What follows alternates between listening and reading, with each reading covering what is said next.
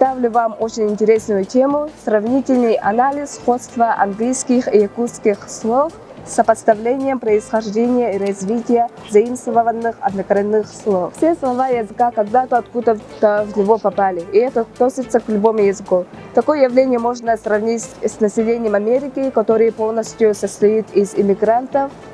Присутствие в якутском языке большого числа иностранных слов представляет для нас большой интерес. Меня всегда охватывало большое желание узнать, проникнуть в глубочайшие истоки языка, в его историческое прошлое. Не меньший интерес вызывает у меня тот факт, как же английские языки могли проникнуть в словарь английского языка. Актуальность своей работы мы видим в том, что, наверное, каждый человек, который изучит языки, задумывался над тем, как в его родной язык попали иностранные слова. Таких слов существует больше 150 примеров. По мере изучения якутских и английских архаичных слов их становится все больше.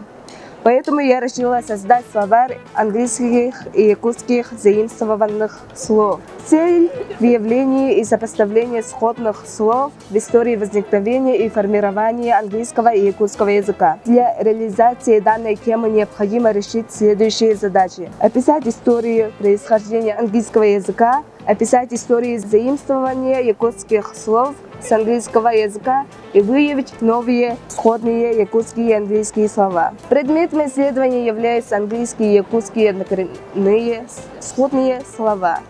Объект исследования – заимствованные якутские слова с английского более 150 примеров, отобранные по материалам научных источников. Основным методом является сопоставительный типологический, реферирование научных концепций, сравнение, наблюдение и описание. Если в английском языке и в русском языке существуют похожие по звучанию слова, то есть и определенные причины происхождения и заимствования этих слов. Практическая значимость работы состоит в возможности использования ее результатов при подготовке учебных материалов, разделы которых рассматривают знакомство с однокоренными якутскими и английскими словами. Научная новизна исследования определяется привлечением к анализу новых заимствований в лексическом материале якутского языка.